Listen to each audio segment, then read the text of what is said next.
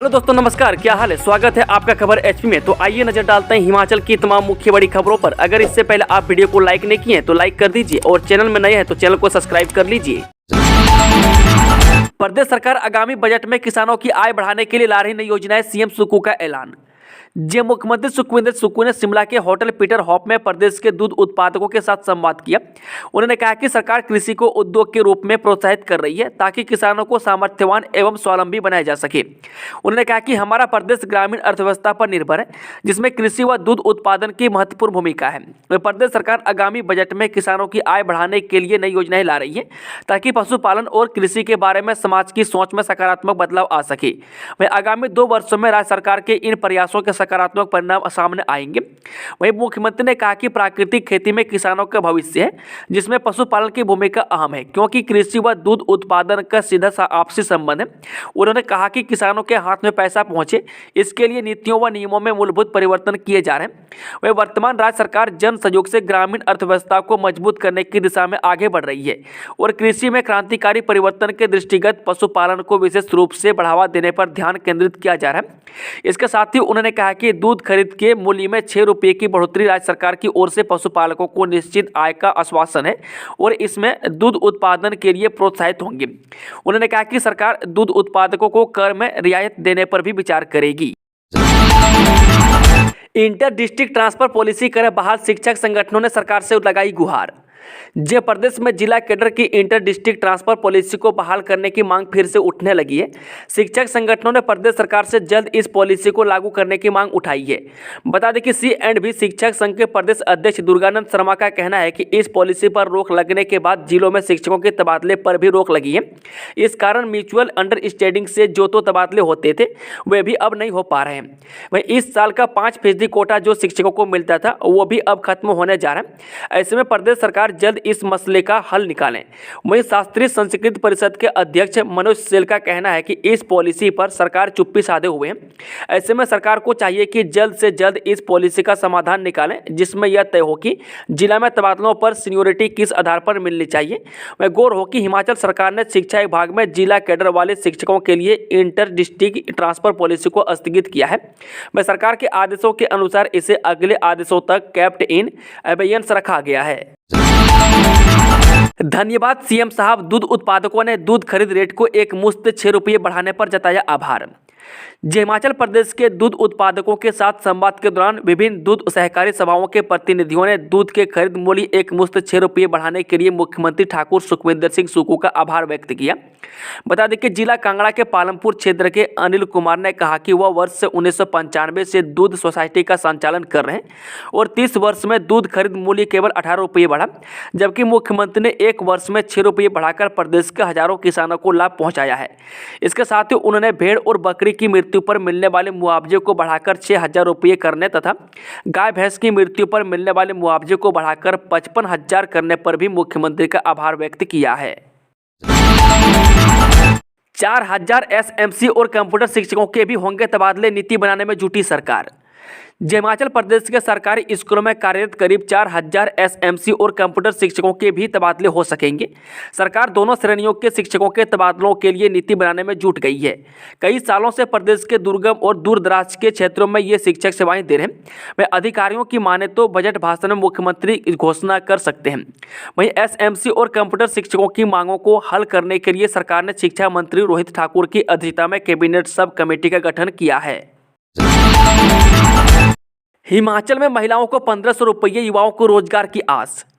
मुख्यमंत्री सुखविंदर सिंह सुक्खू की ओर से 17 फरवरी को पेश किए जाने वाले बजट से प्रदेश की महिलाओं को प्रतिमाह 1,500 रुपये मिलने और युवाओं को रोजगार की आस है।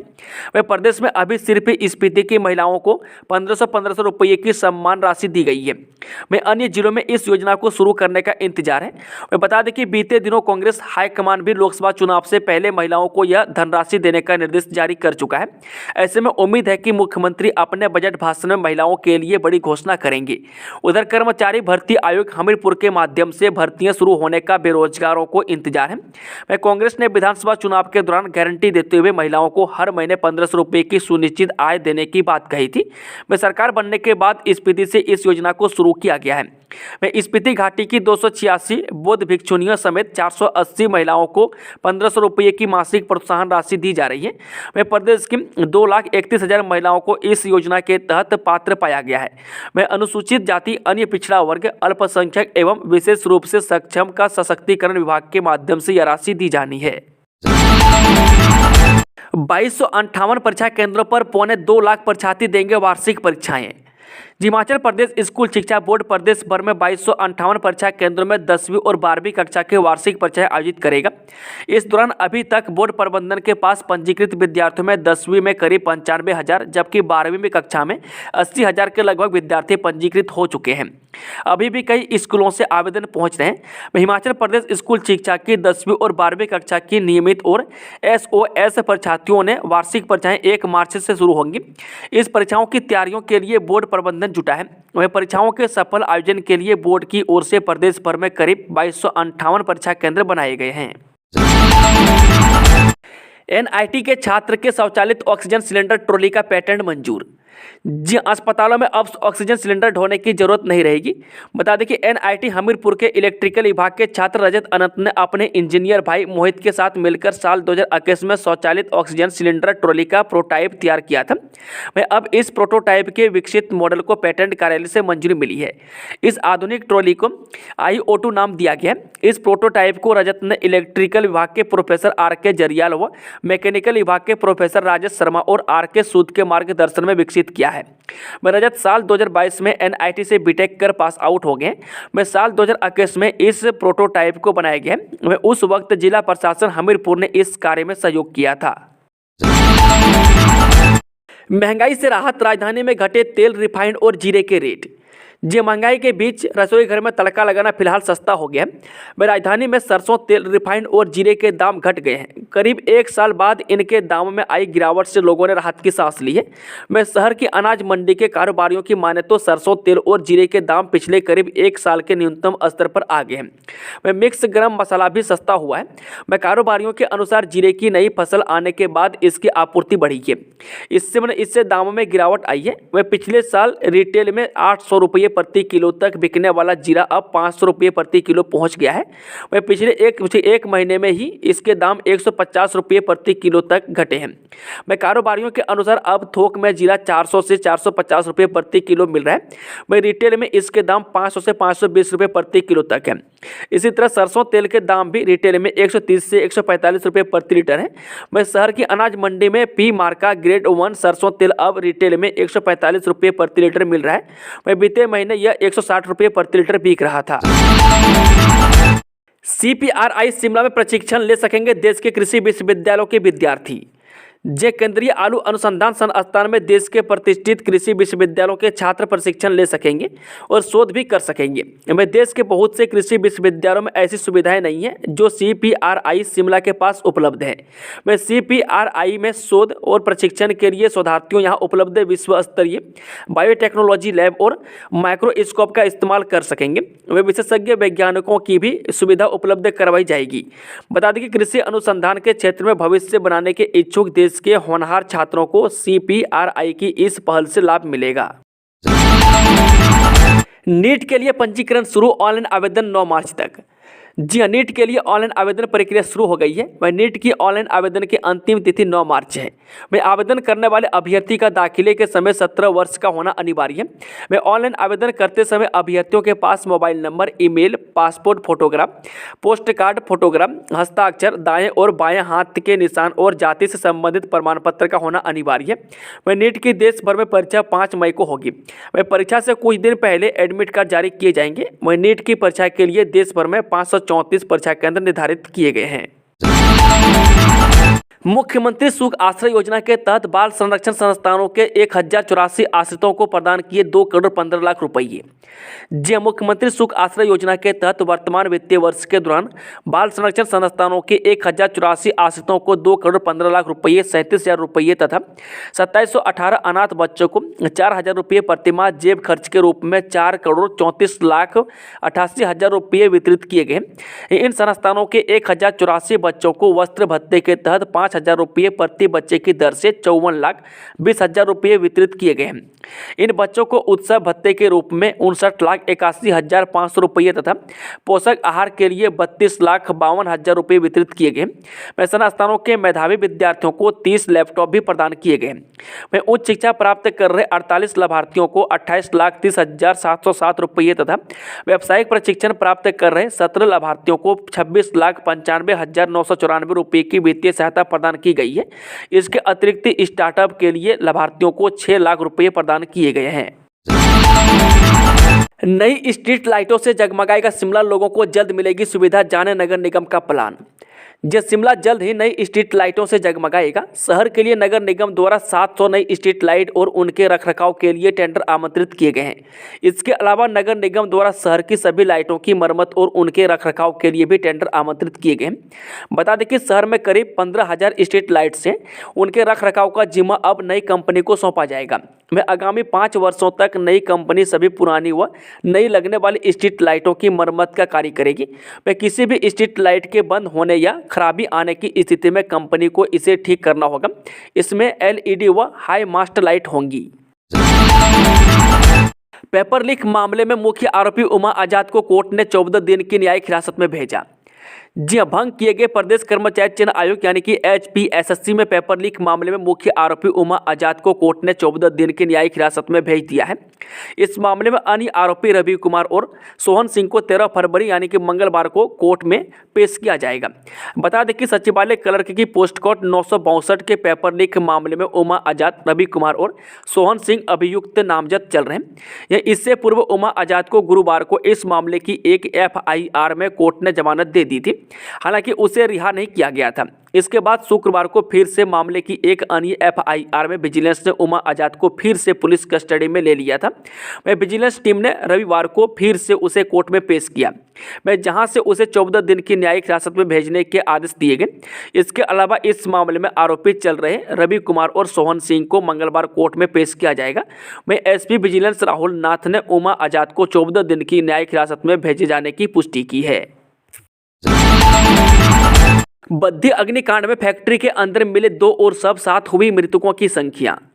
बद्दी के झाड़ माजरी परफ्यूम फैक्ट्री अग्निकांड के 9 दिन बाद आज फैक्ट्री के अंदर से 2 और शव बरामद हुए हैं। वह इन शवों की पहचान नहीं हो पाई है। वह दोनों शवों को नालागढ़ सिविल अस्पताल पोस्टमार्टम के लिए भेज दिया गया है। वह पहचान के लिए शवों के DNA टेस्ट किए जाएंगे। वह 3 लोग अभी भी लापता हैं। इस अग्निकांड में अब तक 7 लोगों की मौत हो चुकी है। पंचायत प्रधान ने नर्सरियों पर ऐसे की सर्जिकल स्ट्राइक। हिमाचल प्रदेश में चीटा और चरस का कारोबार लगातार बढ़ रहा है। वह पुलिस प्रशासन और सरकार की लाख कोशिशों के बावजूद इस पर लगाम लगना मुश्किल है। नशे का सबसे ज़्यादा प्रभाव युवा वर्ग पर है, जिस कारण कई घर भी बर्बाद हो चुके हैं। ताज़ा मामले में मंडी जिला के सुंदरनगर विकास खंड की एक पंचायत के प्रधान और उनके कुछ सहयोगियों ने नशे की लत में पड़े 3 युवकों की गैंग को रंगे हाथों पकड़ा है।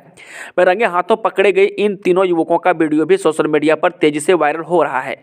वायरल वीडियो में पंचायत प्रधान और उनके सहयोगी तीनों युवकों से कड़ी पूछताछ कर रहे हैं। इस दौरान युवकों के कब्जे से नशे की कई खेप तो बरामद नहीं हो पाई, लेकिन नशीले पदार्थों को उपयोग लाई जाने वाली सामग्री और नकदी बरामद हुई है। शिमला में रहना होगा महंगा, 8% संपत्ति कर और 10% कूड़ा और पानी के बिल में हो सकती है बढ़ोतरी। नगर निगम शिमला वित्तीय वर्ष 2024-25 के लिए अगर टैक्स फ्री बजट भी पेश करता है तो भी शिमला में रहना महंगा होगा। 15 फरवरी को नगर निगम शिमला का बजट पेश होना है। उम्मीद जताई जा रही है कि शहर में आपदा से लोगों को हुए नुकसान से राहत देने के लिए नगर निगम टैक्स फ्री बजट पेश करेगा, यानी कोई नया टैक्स शहर की जनता पर नहीं डाला जाएगा। श्वेत पत्र ने खोली कांग्रेस की पोल, उनके लिए परिवार महत्वपूर्ण, अनुराग ठाकुर ने बोला हमला। केंद्रीय सूचना प्रसारण एवं खेल मंत्री अनुराग ठाकुर रविवार को 1 दिवसीय बिलासपुर दौरे के दौरान कांगड़ा एयरपोर्ट पहुंचे। हवाई अड्डे पर अनुराग ठाकुर ने कहा कि श्वेत पत्र ने कांग्रेस की पोल खोली है। कांग्रेस के लिए परिवार बड़ा था, भ्रष्टाचार पहले था और अपनी जेब भरना प्राथमिकता थी। श्वेत पत्र ने यह भी दिखाया कि कैसे कांग्रेस की नीतियों ने देश का बड़ा नुकसान किया है। वह बैंक घाटे में थे, 12 में से 11 बैंक PCA फ्रेमवर्क में थे। वह लोग पैसा लेकर भाग रहे थे, लेकिन सरकार चुप बैठी थी। वह दूसरी और एक के बाद दूसरा घोटाला हो रहा था। हमें अब देश हित में पिछले 10 वर्ष चुप रहे। हम चाहते पहले दिन भी श्वेत पत्र ला सकते थे। ईरानी सेब ने गिराए हिमाचली सेब के दाम, बागवानों को 800 रुपये प्रति पेटी का नुकसान। अवैध रूप से भारत पहुंच रहे ईरान के सेब ने हिमाचली सेब के दाम गिरा दिए। विदेशी सेब सस्ता होने के कारण हिमाचल को अच्छे दाम नहीं मिल पा रहे हैं। हालात यह है कि जुलाई अगस्त में सीजन के दौरान जो सेब 2000 रुपये बॉक्स बिका था, वो सेब कोल्ड स्टोर से निकालने के बाद अब 1500 रुपये पेटी बिक रहा है। वह दाम गिरने से बागवानों को प्रति पेटी करीब 800 रुपये का नुकसान हो रहा है। बता दें कि सेब को स्टोर रखने का करीब 300 रुपये प्रति बॉक्स खर्च देना पड़ता है। वह हर साल हिमाचल का करीब 1 करोड़ पेटी सेब स्टोर होता है। वह ईरानी सेब अफगानिस्तान के रास्ते अवैध रूप से भारत पहुंच रहा है। वह south Asian free trade area के चलते बिना शुल्क चुकाए ईरानी सेब भारत पहुंच रहा है। वह खर्चा कम होने के कारण यह सस्ता है। वह जानकारी के मुताबिक ईरानी सेब का एक बॉक्स 1000 से 1200 रुपये में बिक रहा है। वह सस्ता होने के कारण हिमाचली सेब को उचित दाम नहीं मिल पा रहा है। आईजीएमसी में लगी आग के मामले में वरिष्ठ चिकित्सक अधिकारी के ऊपर चार्जशीट दायर। आईजीएमसी के न्यू ओपीडी ब्लॉक की कैंटीन में लगी आग के मामले में 4 वरिष्ठ डॉक्टरों को चार्जशीट कर दिया गया। मैं स्वास्थ्य विभाग पूर्व में चिकित्सकों की ओर से दिए जवाब से संतुष्ट नहीं है। मैं लिहाजा विभाग की ओर से यह कार्रवाई की गई है। मैं अस्पताल के सूत्रों का कहना है कि कैंटीन आवंटन को लेकर पूरे मामले में हुई लापरवाही को लेकर इनसे जवाब तलब किया गया। मैं इंदिरा गांधी मेडिकल कॉलेज एवं अस्पताल के न्यू ओपीडी ब्लॉक के टॉप फ्लोर स्थित कैंटीन में पिछले साल आग लग गई थी। अस्पताल सूत्रों का कहना है कि घटना में करीब 2.25 करोड़ रुपए का नुकसान हुआ था। वह कैंटीन आवंटन को लेकर लापरवाही बरती गई। वहीं आवंटन को लेकर किसी तरह का रिकॉर्ड भी नहीं है। मैं लिहाजा घटना के बाद सरकार मामले पर जांच कर रही थी। वह पहले भी कारण बताओ नोटिस जारी हुआ है, लेकिन संतोषजनक जवाब न मिलने के कारण अब सरकार एक्शन मोड पर आई है। अब वरिष्ठ डॉक्टरों को चार्जशीट कर जवाब तलब किया गया है। परवाणु NH5 पर बड़ा हादसा, डिवाइडर तोड़ दूसरी लेन पर घुसा ट्रक, कार को मारी टक्कर, 2 की मौत। जय प्रदेश के प्रवेश द्वार परवाणु कालका शिमला नेशनल हाईवे 5 पर एक बड़ा सड़क हादसा घटित हुआ। वह प्राप्त जानकारी के अनुसार शिमला की ओर जा रहा एक बड़ा ट्रक अनियंत्रित होकर हाईवे के 5 बने डिवाइडर को तोड़ दूसरी लेन में घुस गया। वह और चंडीगढ़ की ओर जा रही एक कार से जाकर टकरा गए। इस हादसे में 2 की मृत्यु हो गई और 3 घायल हैं। यह हादसा इतना गंभीर था कि जिस कार से यह ट्रक टकराया उस कार को पूरी तरह से प्रेस कर दिया। वह घटना की सूचना मिलते ही परवाणु पुलिस तुरंत मौके पर पहुंची और बचाव कार्य शुरू कर दिया। वह घटना की सूचना अग्निशमन विभाग को भी दी गई है, तो अग्निशमन विभाग का भी बचाव दल घटनास्थल पर पहुंचा और पुलिस विभाग के साथ मिलकर बचाव कार्य में जुट गए। वह अंतिम सूचना मिलने पर जिस कार को टक्कर मारी गई उस कार से लगभग 2 कार सवारों को निकाल लिया गया है। वह खबर लिखे जाने तक पुलिस विभाग का रेस्क्यू ऑपरेशन जारी था। इस घटना को लेकर अग्निशमन अधिकारी रविंदर शर्मा ने मामले की पुष्टि की और बताया कि पुलिस एवं अग्निशमन का साझा रेस्क्यू ऑपरेशन जारी है। हिमाचल में बढ़ रही कैंसर पीड़ितों की संख्या, 2023 में आईजीएमसी में इतने मरीजों ने करवाया इलाज। जी हाँ, पहाड़ी राज्य हिमाचल में कैंसर के मरीजों की संख्या बढ़ रही है। बीमारियों से होने वाली मौतों का सबसे बड़ा कारण भी कैंसर है। शिमला कैंसर हॉस्पिटल के आंकड़ों के मुताबिक कैंसर के सबसे ज़्यादा मामले तंबाकू के सेवन के हैं। पुरुषों में लंग्स कैंसर इसी वजह से है। वर्ष 2023 में आईजीएमसी के कैंसर अस्पताल में 2400 कैंसर के नए मरीजों ने अपना इलाज करवाया है। 2020 से 2024 तक लंग्स कैंसर मरीजों की संख्या आईजीएमसी शिमला में कैंसर अस्पताल में हर साल 2500 से 3000 मरीज अपना इलाज करवाने पहुंचते हैं। साल 2020 में लंग्स कैंसर से 340 मरीज ग्रसित हुए। वहीं साल 2021 में 500 मरीज लंग्स कैंसर की चपेट में आए। वहीं 2022 में 520, 2023 में 508, 2024 में अभी तक 24 मरीज लंग्स कैंसर से पीड़ित हुए हैं। हिमाचल में डॉक्टर्स का बनेगा स्पेशलिस्ट कैडर, विभाग ने वित्त विभाग की आपत्तियों को किया दूर। हिमाचल के स्वास्थ्य विभाग में मेडिकल ऑफिसर और स्पेशलिस्ट डॉक्टरों का कैडर अलग करने की तैयारी फाइनल स्टेज पर पहुंच गई है। मैं स्वास्थ्य विभाग इस मामले को कार्मिक विभाग और वित्त विभाग से लगातार उठा रहा है। अब स्वास्थ्य विभाग से पूछा गया था कि स्पेशलिस्ट डॉक्टर कैडर में कुल पद कितने होंगे, यह स्पेसिफिक बताया जाए। इसलिए यह तय किया गया है कि DHS कैडर में डॉक्टरों के जितने कुल पद वर्तमान में हैं उन्हीं को 2 जगह बांटकर स्पेशलिस्ट कैडर क्रिएट किया जाएगा। उच्च शिक्षण संस्थानों को कोर्सेज में व्यावसायिक शिक्षा, कौशल विकास व प्रशिक्षण शामिल करने के निर्देश। उच्च शिक्षण संस्थानों के लिए विश्वविद्यालय अनुदान आयोग ने इंस्टीट्यूशनल डेवलपमेंट प्लान की गाइडलाइंस जारी की है। इसके अनुसार अब उच्च शिक्षण संस्थानों को कदम उठाने होंगे। राष्ट्रीय शिक्षा नीति 2020 के तहत इंस्टीट्यूशनल डेवलपमेंट प्लान को काफ़ी महत्व दिया गया है और इसके अंतर्गत यूजीसी ने इसे लागू करने के लिए गाइडलाइंस जारी कर शिक्षण संस्थानों को निर्देश दिए हैं। यूजीसी ने सभी विश्वविद्यालयों के कुलपतियों व राज्यों के शिक्षा सचिव को पत्र लिखकर गाइडलाइंस की अनुपालना सुनिश्चित करने के निर्देश दिए हैं। UGC guidelines for institutional development plan for higher education institutions में शामिल बिंदुओं के अनुसार उच्च शिक्षा संस्थानों को आगामी 15 वर्ष के लिए भविष्य के लिए योजना बनाई होगी। इसमें उन्हें बहुविषयक और व्यावसायिक शिक्षा व विद्यार्थियों के प्रशिक्षण और कौशल विकास को शामिल करना होगा। गाइडलाइंस के अनुसार अब उच्च शिक्षण संस्थानों को अपना प्लान बोर्ड के सदस्यों, इंस्टीट्यूशनल लीडर्स, फैकल्टी, स्टाफ और विद्यार्थियों के सहयोग से तैयार करना होगा। स्थापना दिवस पर पुलिस जवानों की भव्य परेड, रंगारंग कार्यक्रम भी किए पेश। जी हाँ, 3rd बटालियन पंडो का 18वां स्थापना दिवस समारोह उत्सव और हर्षोल्लास के साथ मनाया गया। समारोह में बटालियन के कमांडेंट भगत सिंह ठाकुर ने ध्वजारोहण करने के बाद परेड का निरीक्षण किया और उपरांत इसके भव्य परेड की सलामी ली। समारोह में हिमाचल पुलिस के डीजीपी संजय कुंडू ने बतौर मुख्य अतिथि शामिल होना था, लेकिन किन्हीं कारणों से वे नहीं आ पाए। उनके द्वारा भेजे गए संदेश को कमांडेंट भगत सिंह ठाकुर ने पढ़कर सुनाया। संजय कुंडू ने अपने संदेश में बटालियन के कार्य की प्रशंसा की और उम्मीद जताई कि जिस तरह से बटालियन उन्नति के पथ पर अग्रसर है, भविष्य में ये और ऊंचाइयों पर पहुंचेगी। आखिर क्यों कमजोर हो रहा है लोगों का दिल? हार्ट अटैक के मामलों में बढ़ोतरी की क्या है वजह? शुक्रवार देर रात हिमाचल प्रदेश के उप मुख्यमंत्री मुकेश अग्निहोत्री की धर्मपत्नी प्रोफेसर सिम्मी अग्निहोत्री का हार्ट अटैक के चलते निधन हो गया। शुक्रवार को ही हिमाचल प्रदेश के गृह सचिव अभिषेक जैन को भी हार्ट अटैक आया। इसके बाद उन्हें अस्पताल में भर्ती करवाना पड़ा। इस जानकारी के बाद प्रदेश में हार्ट अटैक के बढ़ रहे मामलों को लेकर नए सिरे से चर्चा शुरू हुई है। बता दें कि इंदिरा गांधी मेडिकल कॉलेज में कार्डियोलॉजी विभाग के प्रमुख डॉक्टर पीसी नेगी ने बताया कि हार्ट अटैक के 3 प्रमुख मुख्य कारण होते हैं। इनमें 40 साल से 50 साल की उम्र के लोगों को आने वाला अटैक आर्टरीज में ब्लॉकेज की वजह से होता है। इससे हार्ट तक ब्लड नहीं पहुंच पाता और दिल की धड़कनें बढ़ जाने के बाद वह नियंत्रण में नहीं आती। ऐसी स्थिति में अगर मरीज को समय पर अस्पताल न पहुंचाया जाए तो उसकी मौत भी हो सकती है। सीएम सुक्खू से नाराज हिमाचल के युवा बोले, सोई है हिमाचल सरकार, राहुल गांधी के नाम भी दिया संदेश। किसी भी बेरोजगार के लिए सबसे बड़ी त्रासदी बेरोजगारी होती है। जिन युवाओं ने अपनी जवानी सरकारी नौकरी हासिल करने के लिए पढ़ाई में खपा दी, अब वे युवा हाड़ कंपा देने वाली ठंड में क्रमिक अनशन पर बैठने के लिए मजबूर हैं। हिमाचल प्रदेश की राजधानी शिमला के चौड़ा मैदान इलाके में शिक्षित बेरोजगार अपनी मांग को लेकर क्रमिक अनशन पर बैठे हुए हैं। वह विभिन्न पोस्ट कोड के अभ्यर्थी अपना परीक्षा परिणाम घोषित करने की मांग उठा रहे हैं। यह इंतजार आज का नहीं बल्कि 4 साल पुराना है। वह युवाओं के अपनी मांग उठाने पर सुक्खू सरकार के नुमाइंदे पूर्व सरकार की जवाबदेही तय करने की बात कहकर पल्ला झाड़ लेते हैं। इंटर डाइट सपोर्ट मीट में कांगड़ा रहा ओवरऑल चैंपियन। समापन समारोह में पहुंचे तकनीकी शिक्षा मंत्री राजेश धर्मानी।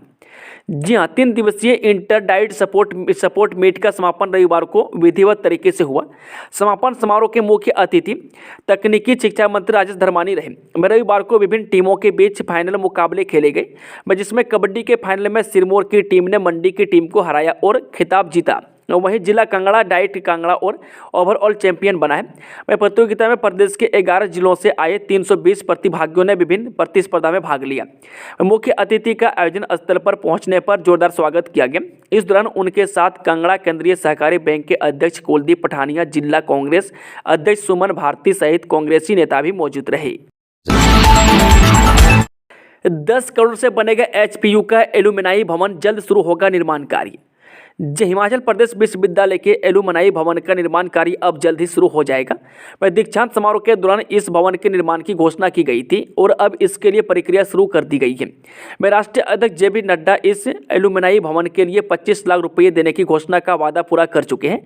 वहीं इस राशि और अन्य पूर्व छात्रों द्वारा दिए आर्थिक सहयोग से आलीशान भवन बनाया जाना प्रस्तावित है। इस प्रोजेक्ट के लिए एक मुश्त 25 लाख रुपए की राशि जगत प्रकाश नड्डा की ओर से करने के बाद अब इसके निर्माण कार्य में तेजी आएगी। केंद्रीय मंत्री अनुराग ठाकुर ने गांव चलो अभियान में बढ़ाया महिलाओं का हौसला।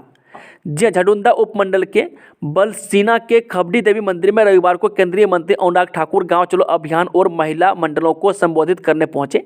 इस कार्यक्रम में वह महिलाओं को संबोधित किया और महिला वार्ड की खेलों को देखा। कार्यक्रम में भारी संख्या में महिलाएं खेले में भाग लेने आई है, जिसमें रस्साकसी, मटकी फोड़, कुर्सी दौड़ एवं अन्य सांस्कृतिक खेलों का आयोजन किया गया। इस मौके पर केंद्रीय मंत्री अनुराग ठाकुर ने महिलाओं का हौसला बढ़ाया और खुद इस पूरे कार्यक्रम में महिलाओं की सारी गतिविधियों को देखा। इस मौके पर उन्होंने कहा कि नारी लक्ष्मी, सरस्वती, दुर्गा, काली का स्वरूप है। वह महिलाएं समाज उत्थान में बहुत योगदान देती है। आज हमारा देश खुशहाल और विकसित बन रहा है, जिसमें इस क्षेत्र की महिलाओं का महत्वपूर्ण योगदान है। 85 लाख से नवनिर्मित भंडार में विराजमान हुए आदि देव टुंडीवीर। जी हाँ, मंडी जनपद के देवबुढ़ा विंगल के वीर माने जाने वाले देवता टुंडीवीर लगभग 85 लाख रुपये की लागत से बने नवनिर्मित भंडार में विराजमान हो गए हैं। इस मौके पर ग्राम पंचायत कटिंडी के गांव साडला में नवनिर्मित भंडार का प्रतिष्ठा समारोह बड़े ही हर्षोल्लास व धूमधाम के साथ मनाया गया। इस दौरान भजन कीर्तन का दौर 2 दिनों तक चलता रहा और रविवार को विशाल भंडारे का आयोजन किया गया, जिसमें स्थानीय देवी देवताओं की 52 कमेटियों सहित हजारों लोगों ने देव टुंडीवीर का प्रसाद ग्रहण किया। दोस्तों, खबरों का सिलसिला यहीं समाप्त होता है। अगर जानकारी पसंद आई तो वीडियो को लाइक, शेयर, चैनल को सब्सक्राइब जरूर कर लें और कमेंट बॉक्स में कमेंट करके बताएं कि आप न्यूज़ को किस जिले और पंचायत से देख रहे हैं। Thank you, all the best. जय हिंद, जय हिमाचल। दोस्तों, खबरों का सिलसिला अभी खत्म होता है। जानकारी पसंद आई तो वीडियो को लाइक करें और ताज़ा समाचार का अपडेट पाने के लिए हमारे टेलीग्राम चैनल को जरूर ज्वाइन करें, जिसका लिंक डिस्क्रिप्शन में दिया हुआ है, या फिर सर्च करें खबर HP। धन्यवाद।